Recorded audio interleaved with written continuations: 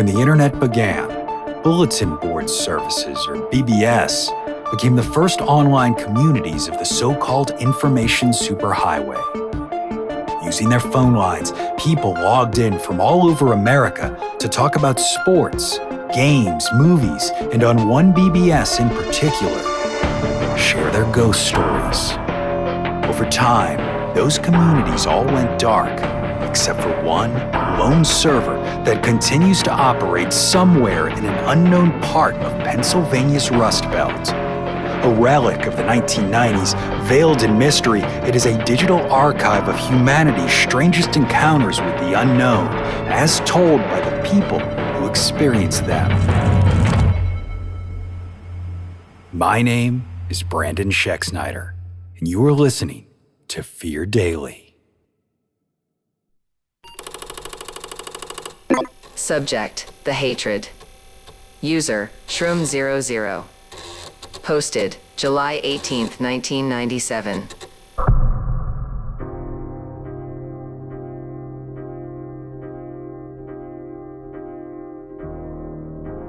Every year on my mother's birthday, I go back home. When I was little, money was tight, so we didn't get to eat out very often. On the rare occasions we did, we'd go for sandwiches and dessert at Eleanor's Cafe on Council Street. I have vivid memories of white walls covered in cardboard signs with pink borders advertising all the different kinds of pie they had available: raisin, cherry, lemon meringue in the winter when there wasn't so much humidity in the air. Mom always said that when her ship came in, we'd get all of them at once and eat until they had to roll us out the door. Even though Mom has been gone for 20 years, I make sure to celebrate for her at Eleanor's, where the walls became progressively dirtier, the signs long fallen away and never replaced. I wouldn't say my ship has come in exactly, but I would still order every kind of pie and eat it until I was uncomfortable. Or at least I did until this year, when I got to town and discovered the windows boarded up. Eleanor's, my last connection with my hometown, was gone. Given that my mother is gone too, I suppose it's fitting. Usually I make the trip from Miami to Missouri by plane, renting a car in St. Louis and driving the rest of the way. This year was different though. This year I drove the entire way. My boss, Mr. Ray, took a little convincing before he'd let me take as much time off as I asked for, allowing it only because I know how he thinks and how to convince him that something was really his idea in the first place. In a lot of ways, Mr. Ray isn't just my boss, but my mentor, and I've spent the 8 years I have working for him studying him like a scientist would cells under a microscope. It's allowed me to predict his moods, currying the kind of favor it normally takes decades to cultivate. Juan Antonio Ray and I are both talented at working people, just in different ways. Mr. Ray can convince anyone of just about anything by figuring out their pressure points and squeezing. Someone doesn't want to sell their ramshackle home on a piece of prime Florida coastline. Maybe they get reminded of how dark the parking lot is behind the diner where their daughter works, or how dangerous a field construction is, and how easily someone like their son could be accidentally crippled on the job. If they don't bend, those warnings become object lessons. However long it takes, they eventually sign. Tactics like these are how Mr. Ray became one of the most prominent developers in Miami. My approach is much more subtle. I know that people are much more responsive to pleasure than they are to pain. That a man who would never dream of taking a bribe to enrich himself will feel differently when you promise college tuition for his children. The amount it eats into your bottom line is negligible, and you never need to get your hands dirty. Violence inevitably sets in motion a series of events that can eventually come back on you in ways you'd never expect. Of course, when you regularly snort as much cocaine and blast as many steroids as Mr. Ray does, subtlety is not often something to which you give much thought. Growing up poor in the South, violence was always within arm's reach. For my mother, being a single woman with a child only amplified that. She worked herself to the bone to provide for me. When that wasn't enough, she sought out the company of men she thought could take care of us. Invariably, these men were flashy talkers, big on furs and jewels and compliments, until they got sick of the thing they'd come for and moved on. Sometimes they'd even take the gifts back with them. When I was 12, my mother told me she had finally located my birth father, who had abandoned ship once her pregnancy became obvious. Leaving me in the care of our neighbors, she set out to confront this man and make him take at least financial responsibility for his son. Well, I never saw her again. I don't know about you, but I've always had a wide range of interests that seem to change with the seasons. For example, in the spring, I'll be interested in bugs. In the summer, it's cars. Then plant life in the fall and literature in the winter. As an adult, it's made me a well-rounded, literate person with many different skill sets. Honestly, without it, I don't think I would have been successful in joining Mr. Ray's organization or working my way into his inner circle. Having that kind of access to his world changed my life. Again, it allowed me to take 2 weeks off so I could make the drive, which was 24 hours each way, as well as make the arrangements for my mother's funeral and wrap up her affairs.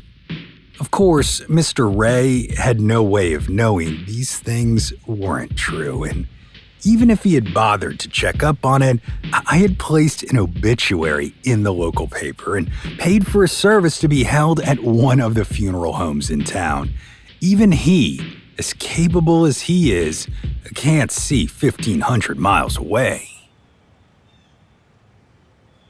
Have you ever heard of apophosomyces? Most people haven't. It's a rare fungus that only thrives under very particular conditions, mostly on rotting vegetation or manure in certain parts of this country. My hometown, and more specifically the banks of the river which surround it, are one such place. To find it, you need rubber boots, clothes you don't mind throwing away afterwards, and most importantly, face protection. You need this because when you find the white cottony colonies growing in the muck, the last thing you want to do is inhale any part of them. Why?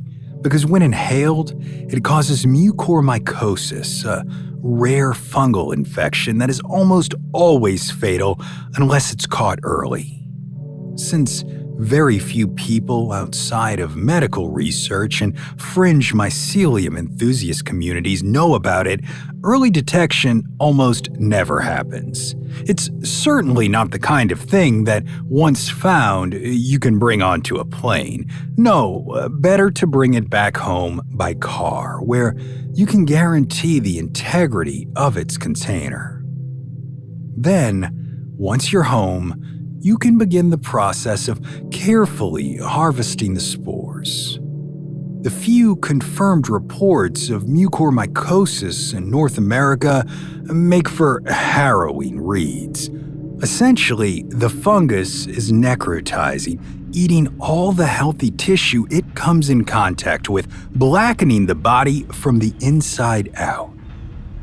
Organs, fat, skin, bones, all of it is gobbled up at a pace that's practically biblical, leaving the infected in an agony painkillers can't even begin to touch. Doctors will do everything they can, scraping away chunks of rotted flesh day after day in an attempt to weed out the disease, a process that is almost always unsuccessful. The patient's agony persists until such time as the fungus finally gnaws its way through the walls of the heart and they die. It's believed that people with healthy immune systems are in no danger from the fungus, and so far as I know, that's me. I might drink a little on the weekend, but I've never been a real drugs guy. Someone who regularly did a lot of drugs, on the other hand, would be in real danger. Now, if they shot steroids too, that would be like supercharging the infection, practically ensuring death was your only way out. That has certainly been the experience of Juan Antonio Rey, whose body is slowly blackening in the infectious diseases ward of the Mayo Clinic. Getting it into his body was so easy, I thought for certain he was going to turn on me at any moment. But no, that's not what happened. Instead, he didn't even notice that anything was mixed in with his cocaine, let alone guess it was some kind of spore. Not that he ever would have guessed. Not really. Mr. Rey could be good at identifying people's weak spots, but he was always a simple instrument, a hammer rather than a scalpel. Worst of all, he didn't know that. One of the biggest mistakes someone can make is thinking they're more intelligent than they are. When you do, you miss all kinds of things, like when someone is flattering you in exactly the way you like, so you'll let them get just a little closer. You assume that the only reason someone would lick your boots for years on end is because you deserve to be worshipped. Seeing it written down like this, identify their soft spots and squeeze, it sounds exactly like how Juan Antonio Rey made his way to the top. Go figure, I guess. Like father, like son. He doesn't know that, of course. I had intended to tell him shortly after surgeons had to carve away his lower jaw and tongue, so he couldn't share the information. As part of his inner circle, I'm one of the few people who have access to him in the infection ward, and I had a whole speech worked out. As it happened, fate decided one victory was enough, and the fungus began worming its way through his brain before I could tell him everything. That 32 years ago, he had passed through small-town Missouri looking for a good time, moving on when things got real. That 12 years later, after he'd made his fortune, my mother had gone to him asking for help, for a father to help shoulder the financial responsibility of his son, and he'd murdered her for it. That his actions had left me with a hatred burning brightly in my heart, one I kept alive for years until I found him. Now, I've passed that hatred along to him, and it will consume him the way it has me, until there's nothing left.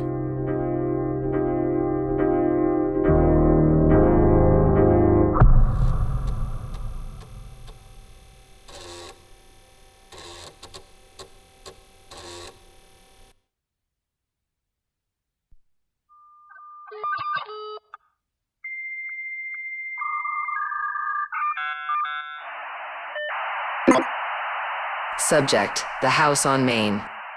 User: Dropout503. Posted June 4th, 1999. It wasn't the worst house on Main Street, but it was damn close. Roof sagging, a porch caved in on one side, paint flaking like sunburn. There were 2 windows boarded with mismatched plywood, and the foundation was tilted just enough that the kitchen floor pulled to the east, like the whole house wanted to sink into the dirt and be done with it. But I saw potential. I've never been good at much. In fact, I failed out of high school my junior year. I got caught with weed in my locker. I took a swing at the vice principal when he called my mom pitiful, and that was that. No prom, no diploma, just a scuffed pair of work boots and a head full of shame. But I could work, always could. I started laying sod and trimming hedges for a guy in town. I learned to build fences, built my own crew by 19, saved every dollar I could. No bars, no fancy dinners, no nice clothes, just a busted-up trailer, a beat-up F-150 I rebuilt with my bare hands, and the kind of hunger that doesn't come from your stomach. Bought the place with cash, $23,000 even. No loan, no cosigner, just me and a handshake from a realtor who looked like he felt bad even selling it. But I had a reason. Her name was Emily. She was my high school sweetheart. Still is, depending how you define that. We'd been together since we were 15. Everyone said it wouldn't last. Her parents hated me, said I'd ruin her life, and when she got a scholarship to LSU, they packed her up so fast she didn't even have time to say goodbye to her cat. But we stayed close. Phone calls, letters, visits when we could. She'd cry sometimes, saying all she wanted was to come home, have a little place, a garden. She just wanted to teach at the school that kicked me out and have a couple kids of her own, enjoy life. I promised her I'd build that life for us, brick by brick. She just had to give me time. So when I saw this place, I knew it was perfect. Not for what it was, but for what it could be. I pictured it with a fresh coat of paint, a swing on the porch, maybe a new mailbox with Frey stenciled in black. When I was done with it, Emily would be the envy of everyone, even if it did come with me. But that was before I stepped inside. I've gutted moldy rentals. I've cleared snake dens. Once I found a possum nest under a rotting water heater. But nothing's ever made me stop in my tracks like that front hallway. It was cold. Not from the broken windows or the busted vents. It was the kind of cold that didn't move, like it had settled in the bones of the place. Stale, wet, like the air was holding its breath. There were flies, too. Hundreds swarming the inside of a boarded-up window. No light, no food, nothing dead, just buzzing, slapping themselves against the glass like they were trying to escape something I couldn't see. I should have walked, but pride's a stubborn thing, especially when you're trying to prove people wrong. So I got to work.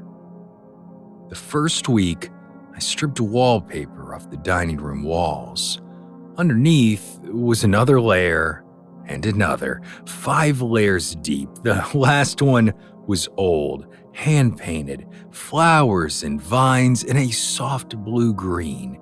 Beautiful, really, except it was wet, still damp, still smelling faintly of fresh paint.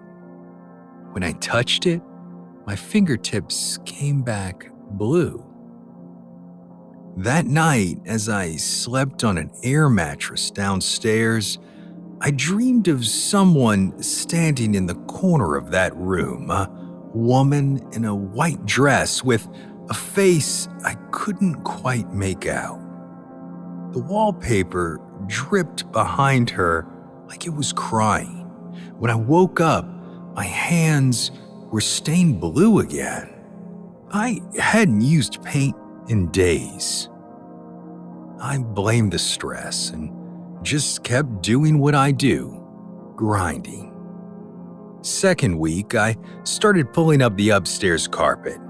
The floorboards underneath were warped and uneven, but intact, until I got to the room at the end of the hall. It was colder there, always. Even when the sun came through the cracked blinds, the air stayed still and heavy.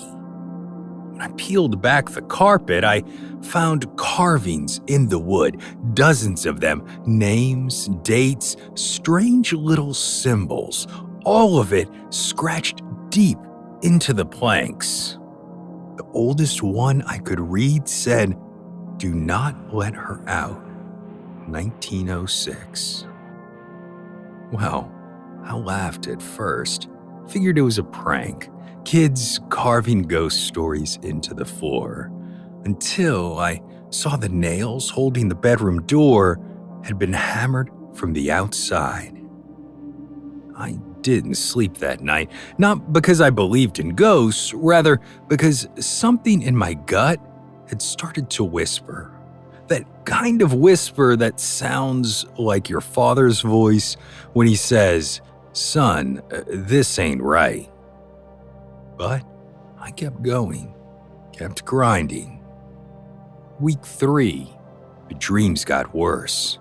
I'd hear Emily's voice, but distant, echoing like it was coming through a pipe. She'd be calling for help, asking why I left her behind. Sometimes I'd wake up to the front door creaking open. It was always locked when I checked it, deadbolt still turned, no sign of anyone, but the cold would be stronger those nights. Thick, like smoke. Other nights, I'd hear footsteps above me, even though I hadn't fixed the stairs yet. One time, I found blue paint footprints leading down from the attic. Bare feet, child-sized. They stopped halfway down the hallway and just ended. Still, I kept going because she was coming home. Thanksgiving was just around the corner, and Emily was going to be back from school for a few days. I'd promised her I'd fix up the living room by then, get the fireplace working, make it a place we could sit and plan the future her parents thought I could never give her. I was so excited, so driven to make this happen. I may be a loser to some, but I refuse to break promises to her. That's what I held on to when things started to really get bad. Tools started to go missing. No big deal, kinda just coincidental stuff, right? But the thing is that I'd find them days later in strange places. My hammer under the kitchen sink, my pry bar hanging from a branch in the backyard. Once I found every light bulb in the house unscrewed. Not broken, just unscrewed and placed in a line across the hallway floor. At first, I thought someone was messing with me, but aside from this, there really wasn't any sign of anyone else ever getting inside. The doors and windows were always locked. But then, it started to feel eerie in a different way. Like the house never wanted me to leave. That's what I started to believe, at least. It's how it felt in my gut. And no, I don't mean in a way that meant the house liked me. No, it felt like it was calling for her, like it remembered her and wanted her back. But still, if this wasn't going to freak me out and make me run yet, there was more to come.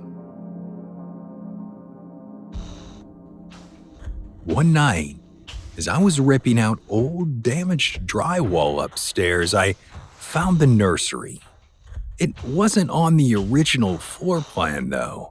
It was just a small room tucked behind a false wall upstairs.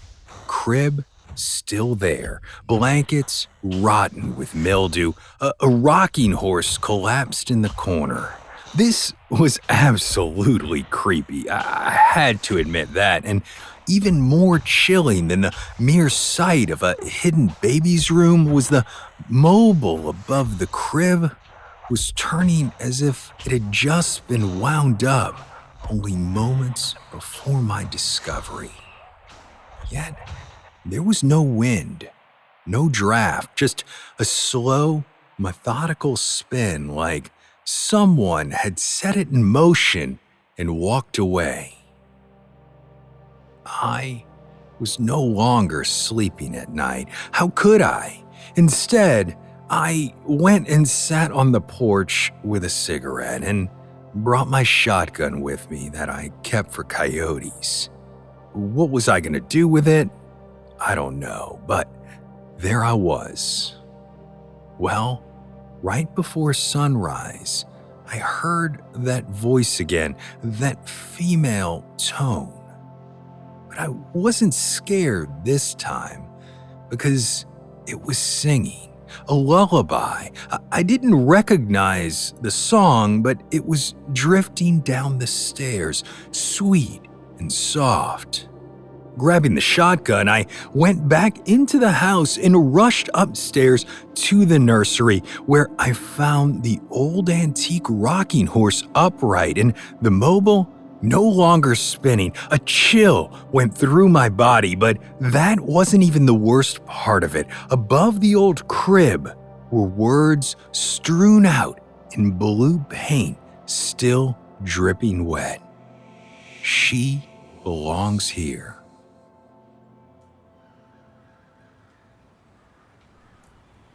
I left the house at 4:42 a.m., drove to the diner, and drank coffee until the sun came up. I haven't gone back inside since, and I'll admit it, I'm not sure what I bought, but it wasn't just a house. I think there's something in the walls, in the paint, in the air, and for some reason, I think it remembers Emily. It knows she's coming. I wanted to build her a home. Instead, I might have built her a prison. What am I going to tell her? How do you explain something like this? How do you say, hey babe, I think the house wants to keep you? But I absolutely have to stop her from coming because there is almost no doubt in my mind that if she steps inside, she won't ever leave.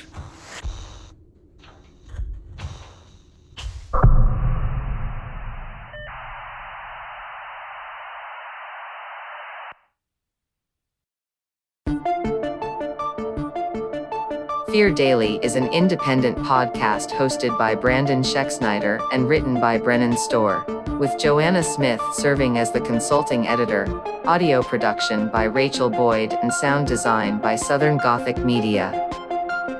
This podcast is a work of fiction. Names, characters, places, and incidents are either products of the author's imagination or are used fictitiously.